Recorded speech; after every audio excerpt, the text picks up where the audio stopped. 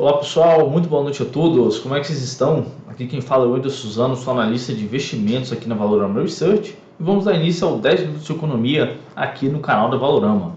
Bom, hoje venho aqui falar para vocês aí sozinho, tá? A gente não teve a companhia do Jader que trabalha aqui com a gente, porque daqui a pouquinho vai ter podcast, então o pessoal na correria, então vou fazer aqui da minha tela do meu computador mesmo, tá bom? Bom, pessoal, hoje vamos dar uma passada nos mercados. Tivemos aí um Ibovespa bem pessimista no dia de hoje, né? Tivemos aí, por exemplo, uma queda forte no final do... Opa, peraí, rapidinho, só entrar aqui. Show de bola. Tivemos uma queda forte aí no final do pregão, né? Principalmente aí no finalzinho, onde o Ibovespa chegou a perder a região dos 104 mil pontos ali. E a gente pode observar aí, quando eu trazer aqui os dados para vocês, a gente vai ver que o Ibovespa tocou aí na região dos 103 mil pontos e quem sabe aí, vamos ver até o final de semana como é que ele vai se comportar, mas já estamos escutando o barulho aí dos 100 mil pontos novamente como suporte, né? Após forte queda que tivemos aí nesses dias, né? Tivemos hoje, tivemos ontem também, e vamos dar uma passada aí como é que foi os mercados para o dia de hoje.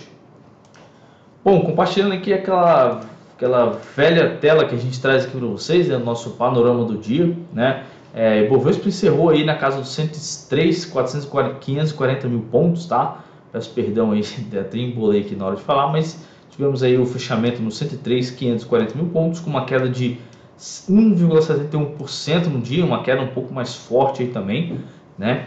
Ontem já caímos, hoje também continua essa queda, o mercado está bastante aí apreensivo, né? Cada vez que sai uma notícia nova, o mercado fica bem mais apreensivo, né? A gente estava subindo mais cedo, mas depois no finalzinho da tarde o mercado virou aí para uma possível queda. Possível queda não, virou realmente para queda. Já o dólar, por outro lado, apesar da alta do Ibovespa aí, tá pessoal, o dólar também caiu no dia de hoje, o dólar caiu cerca de 0,5%, 0,52%, cotado a 5,32. Então a gente vê, por exemplo, aí um dólar bastante... não está tão correlacionado assim com o índice Bovespa, tá pessoal? Apesar de existir essa correlação muito grande, a gente vê que, por exemplo, nessas últimas semanas, a gente viu o Ibovespa caindo, o dólar caindo junto, né? Quando o Ibovespa subia, o dólar também às vezes subia, né? Então a gente vê, por exemplo, uma falta de correlação desses dois ativos aí, principalmente nos últimos dias e as últimas semanas, né? Aqui aquela curva de capital que a gente gosta de trazer aqui para vocês, né, do longo prazo aí praticamente, então desde lá de 2018, quanto variou, por exemplo, o Ibovespa, o dólar e o DI futuro de 2025, né, a gente pode ver que novamente as curvas se encontraram, né, voltaram aqui a se encontrar, uma vez que o Ibov subiu, o dólar e o DI tinham caído, mas depois já voltaram novamente a subir aí, principalmente aqui lá no início de novembro, quando a gente já tinha, por exemplo, as eleições já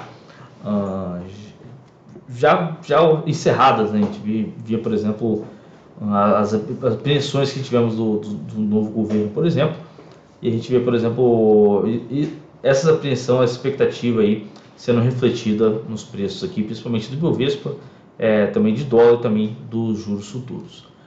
Aqui mais um dia de alta nos juros futuros, tá pessoal? O DI subiu aí praticamente 2,59%, o de 2026, o de 2025 subiu 2,67%, 2024 subiu 1,30%, né? Os juros continuam estressados, tá pessoal? Mais um dia de alta nos juros aí. Eu acabei nem vendo, tá? Mas tenho quase certeza que se a gente virar a página aí, por exemplo, o IFIX, né, o Fundo de Investimento Imobiliário, deve cair, tá? Daqui a pouco a gente vai virar a página, vai observar isso aí. E provavelmente, já batendo o olho aqui, a gente vai ter algumas ações aí que são, por exemplo, ligadas aos juros aí, que podem estar um pouco negativa para o dia de hoje, né? Tivemos os índices americanos subindo, a Nasdaq subindo 1,01%, o S&P subindo 0,73% e o Dow Jones subindo 0,3%, né? A gente teve notícia de inflação mais cedo aí no mercado americano, tá? Saiu o CPI lá dos Estados Unidos. O dado veio abaixo da expectativa do mercado, mas ainda assim a gente vê, por exemplo, a inflação praticamente de 7,10% no acumulado aí de um ano, né? Nos últimos 12 meses. Então a gente vê, por exemplo, a inflação ainda subindo, né? Chegou a subir aí no dia de hoje, mas veio abaixo das expectativas e o mercado gostou, né? Isso fez aí as bolsas americanas, por exemplo, subir. Mais cedo o Ibovespa estava subindo por causa disso também, né? Mas chegou no final da tarde ali, a gente teve uma queda e fechamos negativo no dia de hoje. Os mais altos a gente tem a Pets, que subiu 2,69, a Braskem subiu 1,48, a 3R subiu 0,90, a Brapa subiu 0,89, né? Tivemos outras ações aqui, alguns destaques positivos também, mas ficou bem próximo da sua estabilidade. Já no outro lado, a gente vê, por exemplo, a Suzano, que caiu 6,43, a BBAS, banco aí, caiu 5,71, a Rail 3 caiu 5,22, a Marfrig caiu 4,82 aí, então a gente tem, por exemplo, a Marfrig, a BRF aqui também, um setor que está tendo bastante dificuldade nesse setor aí, como a gente pode observar, a Marfrig, a BRF, a própria JBS também despencando bastante. Já o volume em relação à sua média de 20 períodos, a gente vê, por exemplo, o Ibovespa com baixo volume, tá, pessoal? A Ambev aí, por exemplo, foi o maior volume negociado em relação à sua média, negociou apenas 1,35 vezes a sua média de 20, a Pets, que subiu cerca de 2,69, negociou 1,33 vezes, então a gente vê, por exemplo, o Ibov com muito pouco volume no dia de hoje. Mudando a página, aqui temos o IFIX, né, que caiu cerca de 0,70%, né, como eu disse anteriormente, geralmente quando os DIs se estressam, o IFIX ele tende a cair, né, e podemos observar isso na prática, né, o IFIX caiu cerca de 0,70%. Se a gente for voltar aqui, não estava compartilhando, tá, pessoal? Peço até desculpas aí, mas os DIs aí, por exemplo, fecharam positivo no dia de hoje.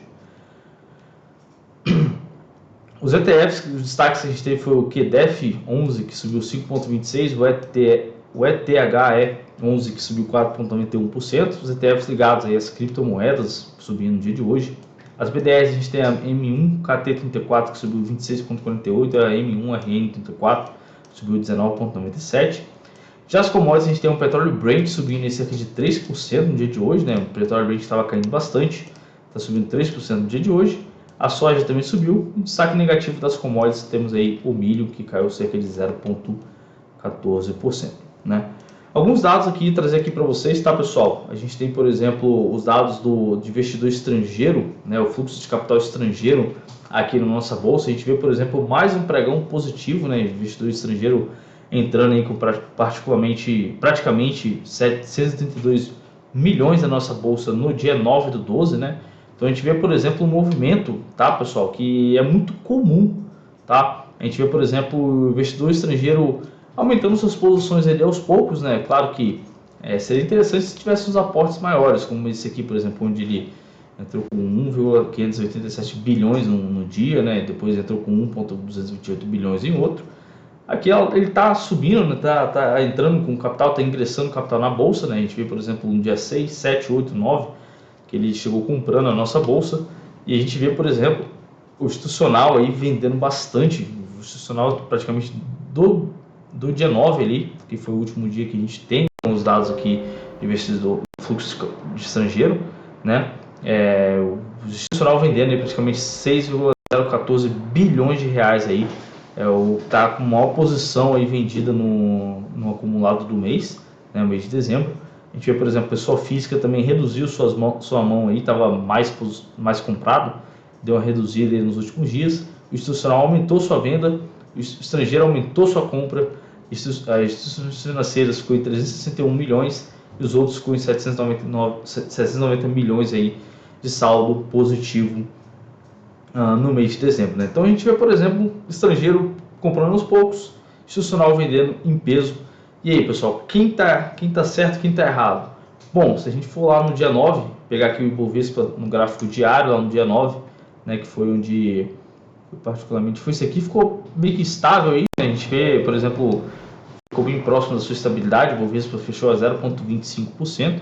Vamos ver, por exemplo, quando a gente teve essa queda aqui, que foi no dia de ontem e hoje também, que a gente só vai ter esses dados provavelmente amanhã e na quinta, né? Vamos ver quanto o pessoal vendeu, quanto o pessoal comprou. Eu acredito aí que amanhã a gente pode ter uma investidor estrangeiro já vendendo, já diminuindo sua posição, tá, pessoal? Vamos ver aí como é que vai ser o decorrer aí, no caso dos dados de amanhã que a gente vai receber lá da B3, tá bom?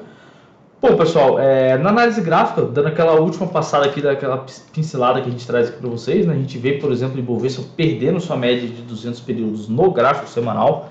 O FR aqui já perdeu o fundo, logo no início da semana já tinha perdido esse fundo aqui, antecipando essa queda, tá? A gente até comentou no nosso Valorama News, né, o FR já estava mostrando essa possível queda do mercado, né? E estamos vendo aí praticamente 2 dias o mercado já caiu. Se a gente for somar os dois, já caiu cerca de 3,70%, né? Ponto crítico é essa média de 200 períodos, está fechando abaixo aí, mas como é um gráfico semanal, a gente tem que esperar fechar a semana. Então, não me surpreenda, o mercado vinha testar novamente essa média de 200, né? Subir um pouco ali até a casa dos 106, né? Para ali ele decidir para onde ele vai nos próximas semanas aí, no próximo ano, né? A gente está praticamente no final do ano. Então vamos ver aonde o Ibovespa vai encerrar nesse ano. O dólar, por outro lado, se a gente for alterar aqui, ainda segue naquela consolidação, tá, pessoal? Ainda está consolidado aí o dólar. Deixa eu pegar o dólar cheio aqui para ficar melhor para mostrar para vocês. O dólar cheio, ele rompeu aqui a máxima do spinning top, né? Testou aqui as LTBs, a LTA também, mas ele ficou um pouco mais fraco, né? E hoje caiu mais um dia. E vamos ver, pessoal, o dólar não tá com muita cara que vai subir não, tá? Tá parecendo que o dólar tá subindo mais aí por causa da queda do Ibov, mas a gente vê, por exemplo, o fluxo de capital estrangeiro entrando aqui na nossa bolsa, né? E isso é bom aí pro real em relação ao dólar. Bom, pessoal, esses foram os principais destaques para hoje, tá? Tivemos, por exemplo, a inflação mais cedo, como eu comentei com vocês, né? E tivemos, por exemplo, a queda do Bovespa no final da tarde também. Tivemos algumas notícias políticas aí também. E amanhã a gente vai trazer mais detalhes sobre ela, como essas notícias impactam no mercado, amanhã às 10h30 da manhã, tá? O Jader e o Felipe vão explicar um pouco mais aí para vocês, tá bom? E, ultimão, gostaria de agradecer a presença de todos vocês. Grande abraço a todos e até mais. Tchau, tchau.